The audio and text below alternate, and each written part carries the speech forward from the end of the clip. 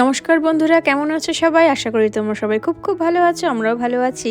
আমি Priyanka and welcome back to channel প্রবাসী আড্ডা ঘর। বড়দের প্রণাম আর ছোটদের ভালোবাসা জানিয়ে আজকের ব্লগটা শুরু করছি।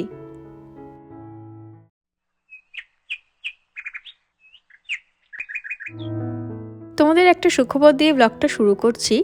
আগের ব্লগে তোমাদের জানিয়েছিলাম যে তিন্নি টাম্পাতে সায়েন্স অলিম্পিয়াডে একটা কম্পিটিশনে গেছিলো। তো সেখান থেকে ও এই 3টে মেডেল পেয়েছে। ওর 3টে ইভেন্ট মানে যে 3টে টপিক এই বছর ও সায়েন্স অলিম্পিয়াড কম্পিটিশনের জন্য কোয়ালিফাই করেছে, সেই 3টে থেকেই। তো তোমরা এইভাবেই ওকে আশীর্বাদ করে যেও যেন ও জীবনে অনেক অনেক দূর এগোতে পারে।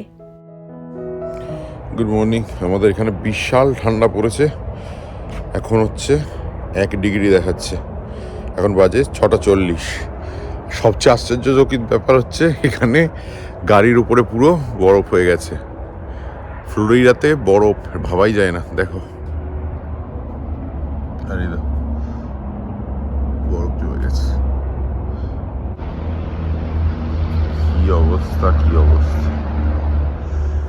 গাড়িকে আগে ডিফ্রস্ট না করলে এখন গাড়ি আর চলবে না, যে অবস্থা হয়ে আছে। দেখিয়েছে ডিফ্রস্ট করি না, তিন্নিকে ছাড়তে যাওয়া যাবে না স্কুলে। চল পরে কথা হবে। এখন আলো ফুটতে আরো ভালোভাবে বোঝা যাচ্ছে। সব গাড়ির ছাদগুলো তো দেখো সাদা হয়ে গেছে। সবাই এখন গাড়ি অন করে হিট করছে, নাহলে কাঁচগুলোতেও স্লিট হয়ে গেছে পুরো। কি অবস্থা! আমি সকালে গেছিলাম, গাড়িটা এসে রেখেছি, এখন আবার আস্তে আস্তে সাদা হয়ে যাচ্ছে। আর টেম্পারেচার এতটাই কমে গেছে এখানে। ফ্লোরিডাতে এরকম ঠান্ডা পড়বে ভাবতে পারিনি। ইয়ার মাফ পড়তে হবে ভেবেছো কখনো? তুমি মাথা ঢাকা দিতে হবে। আমার তো অবস্থা শোচনীয়। সেই সকাল প্রচন্ড ঠান্ডা লাগছে। 3টার সময় দেখালো আর এখন একই রকম ঠান্ডাই আছে। তো চলো যাওয়া যাক, পুরো ফ্রিজ হয়ে গেছে সব। আজকে আমাদের ফ্লোরিডার শীতলতম দিন ছিল।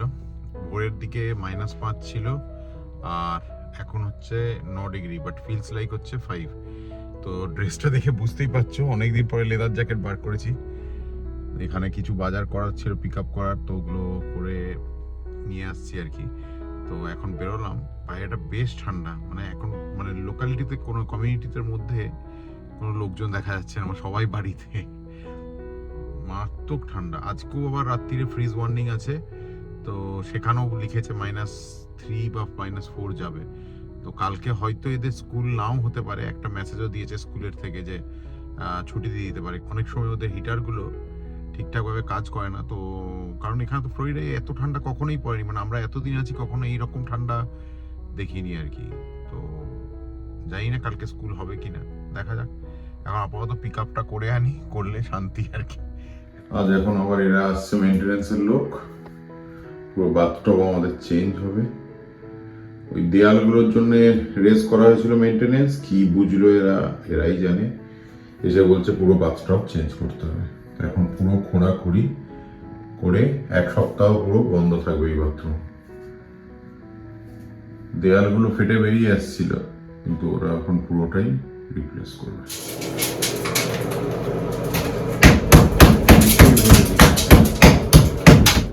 কি দেখতে আসছে? কেমন ভাঙছে দেখো। দিকটায় হালকা যাও, দিকটায় কিছু হবে না, ওইখানটায় যা, দেখতে পাবে। দেখেছো? হাতুড়ি দিয়ে পিঠে ভাঙছে।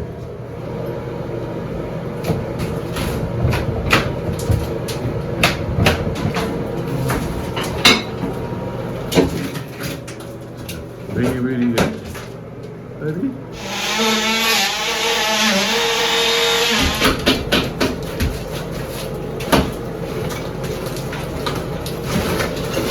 এত রাবিশ বেরাচ্ছে, সব নিয়ে যাচ্ছে বস্তায় করে করে, নিয়ে গিয়ে রাখছে।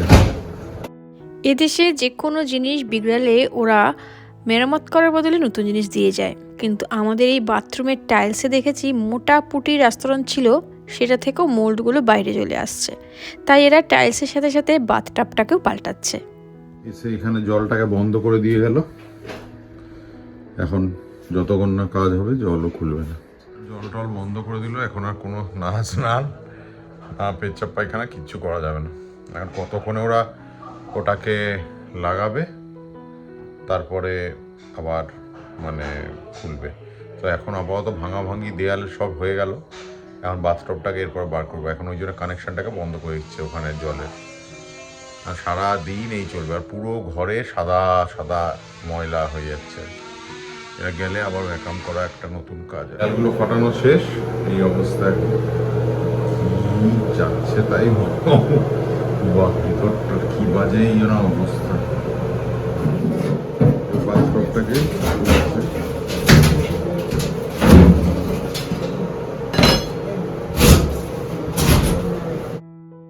বাথটবটাতে আমাদের কোনো সমস্যাই ছিল না, কিন্তু ওই যে বললাম এরা মেরামতের কোনো ফান্ডাই জানে না, একদম স্ক্র্যাচ থেকে শুরু করছে। কি গো, গামছাটা বেঁধে নিচে নিতে পারবে? হ্যাঁ, হেভি ধুলো উঠছে বলো বাবা, তাই না? বেঁধে বসে আছে, বাথটবটাকে বার করে নিয়ে চলে যাচ্ছে।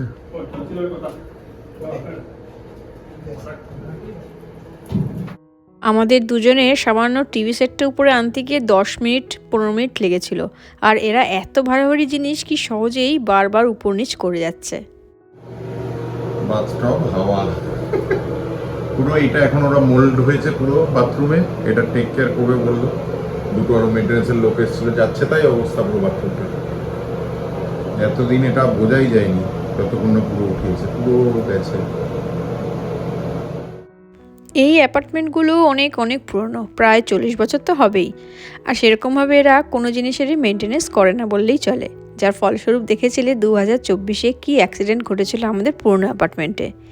সেই সব দিনগুলোর কথা ভাবলে এখনও গায়ে কাটা দেয়। যাকগে, বাদ দাও সেসব কথা। তাই এখন আমাদের শিক্ষা হয়ে গেছে একটা ভালো, তোমাদেরও জানিয়ে রাখি, ভালো করে দেখে রাখা উচিত যে জলের কানেকশানটা বন্ধ করেছে কিনা যে কোনো কাজ করার আগে। আর জলের পাইপের লাইনের কাজ হলে অবশ্যই আগে লিজিং অফিসে বলে রাখা উচিত যে পুরো অ্যাপার্টমেন্টের জলের কানেকশান বন্ধ রাখা কিনা। যে ভিতরে ফসিলগুলো চেঞ্জ করে দিয়েছে। আবার খেয়ে দিয়ে আসবে ওরা 3:30-এর সময়। কি গো বাবা, তুমি জল বন্ধ আছে বলে বাথরুমও যাচ্ছ না? যাও, এবার জল খুলে দিয়েছে, চলো। ভয়ে বাথরুমই যাচ্ছে না, জল খাইনি ভয়ে। ও বাবা, কেন? যদি পেচ্ছাপ পায় বেশি? ও কি অবস্থা। ও আচ্ছা, চলো। কি দেখছো বাবা? ওগুলো পরে করবে, এখন কি ফিনিশ হয়েছে? বাহ, সুন্দর করে দিয়েছে, পুরো দেয়ালের পাটা সব বদলে দিল। এই যে নতুন বাথটব লাগানো হলো, পাইপ গুলোও চেঞ্জ করে দিয়েছে, দেখো, দেখতে পাচ্ছ? এই দেখো, ওই পাইপ গুলোও চেঞ্জ করে দিয়েছে ভেতরের, বার করে। মরচা ধরে গেছিল। হ্যাঁ, তাও এই দিকটাতে দেখো না, পুরোটাই পাল্টে দিয়েছে, পুরো পাল্টে দিয়েছে। ওগুলো না বললে পাল্টাতো না, তখন ওই লোকটা ভাগ্যিস এলো। বাবা কখনো দেখেনি বলো? আমিও দেখি নাই। এখন এটা করে তারপর যাবে, খেতে গেল, আবার আসবে। খুব প্রম্পট কিন্তু। আমাদের ওখানে ভাবো তো এই কাজটা কতদিন লাগাতো? এক বেলাও হয়নি, 3 ঘন্টা, তার মধ্যেই নামিয়ে দিল। আর দুজনে শুধু বাবা। হ্যাঁ, ভাবো। এদের একটা জিনিস খুব ভালো, কাজ করতে করতে সব পরিষ্কার করে দেয়। লোকটা যে রাবিশ নিয়ে গেল, মোটামুটি বড় বড় ব্যাগের প্রায় 6 ব্যাগ অলরেডি নামিয়ে ফেলেছে। আর এই দেখো আরেকটা ব্যাগ এখনো রাখা আছে। এই যে রাবিশের ব্যাগের সাইজ বিশাল বড় বড় ব্যাগ নিয়ে সেগুলোই ভরে ভরে নামাচ্ছে। এরা বলেই পারছে, আমাদের পক্ষে সম্ভবই না। এসির ফিল্টারটা চেঞ্জ করতে যাচ্ছি, দেখলাম ওটাও নোংরা হয়েছে। এরা যখন বন্ধ করতে গেল ওখানটাতে দেখছি পুরো ধুলো হয়ে গেছে। আর দেখো কেমন ভাবে ফেলে রেখেছে এরা জিনিসগুলো। ওই দুটো লোকই সব ছোট বড় কাজ নিজেরাই করছে, মেঝের ময়লা পর্যন্ত ক্লিন করে দেবে। এই জিনিসগুলো কিন্তু আমাদের দেশে আমি দেখিনি কখনোই। আমার শ্বশুরবাড়িতে যখন মা রং করালো, মা লোককে বলে বলে করালেও ম্যাক্সিমাম পরিষ্কারটাই মা নিজে করেছিল। এখান থেকে বাপরে বিভৎস হাওয়া চালিয়েছে। চলো এটা গিয়ে এবার এসিতে লাগিয়ে আবার হিটারটা অন করি। পাওয়া যাচ্ছে না, এত ঠান্ডা পড়েছে। দেখো কিছু তো টাইট লাগাচ্ছে না।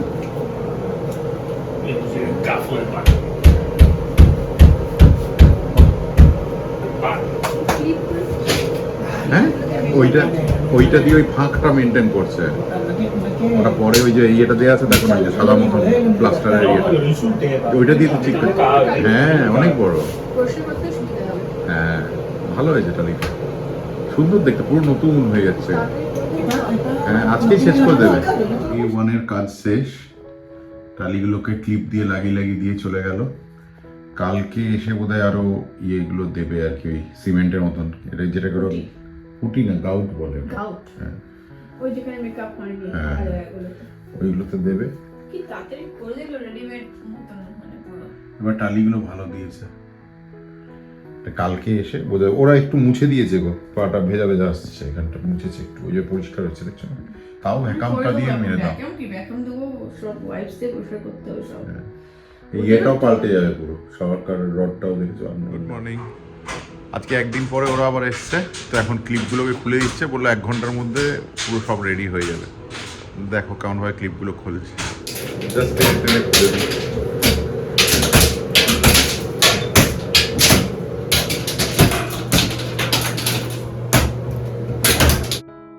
এরা সত্যি এত তাড়াতাড়ি কাজ করে, মানে গল্প গুজব করে বা নানা অজুহাত দেখিয়ে সময় নষ্ট করা বা এটা এনে দাও ওটা এনে দাও কিচ্ছু না, বারবার চা ব্রেক বিড়বেক কোনো কিছু না নিয়ে এক মনে কাজ করে যায়। তাই মোটামুটি যা টাইমলাইন দেয় তার আগেই হয়ে যায় সব কাজ। এ তো গেল বাইরের লোকের কাজ, চলো দেখাই তোমাদের আমাদের ঘরের লোকের কাজ। এই সপ্তাহে ভিয়েতনামি দোকানটার থেকে, লোটের থেকে মোচা নিয়ে আসা হয়েছে, তো এই মোচাটা ছাড়াবে বাবাকে এনে এখানে বসাচ্ছে, এখন ছাড়িয়ে রাখবে। ঘরেও তাই করতো, বাবাই ছাড়াতো, বলো বাবা।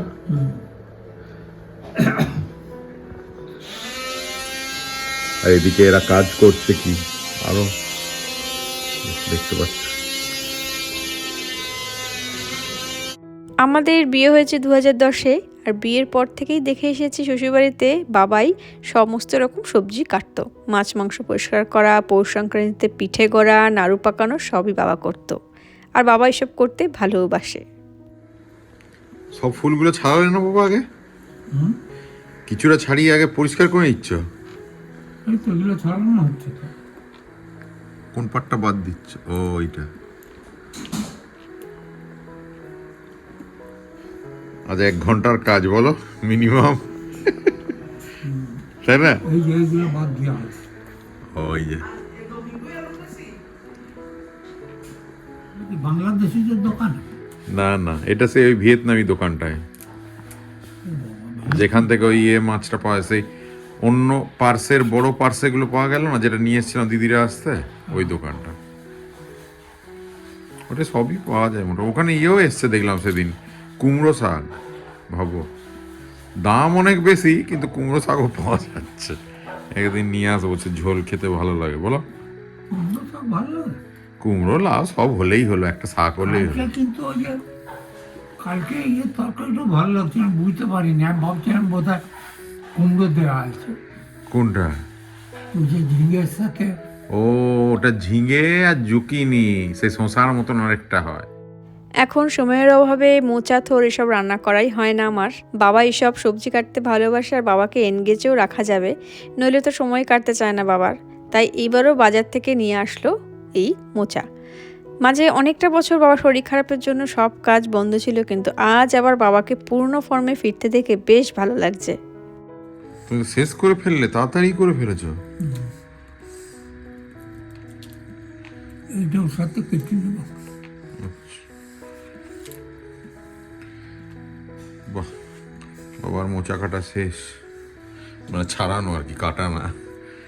কাজ কমপ্লিট করে দিয়ে চলে গেছে, কমপ্লিট রং টং করে দিয়েছে দেখছি দেয়ালগুলোর সাইডে।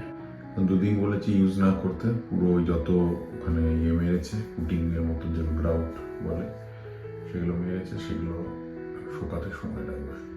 যাচ্ছে তাই অবস্থা ছিল মোল্ড হয়ে। একদিক থেকে মানে ভগবান যা করে মঙ্গল আর কি, ভাগ্যিস রেস করা হয়েছিল, চেঞ্জ করলো, নাহলে ওগুলো দেখতেই পেতাম না।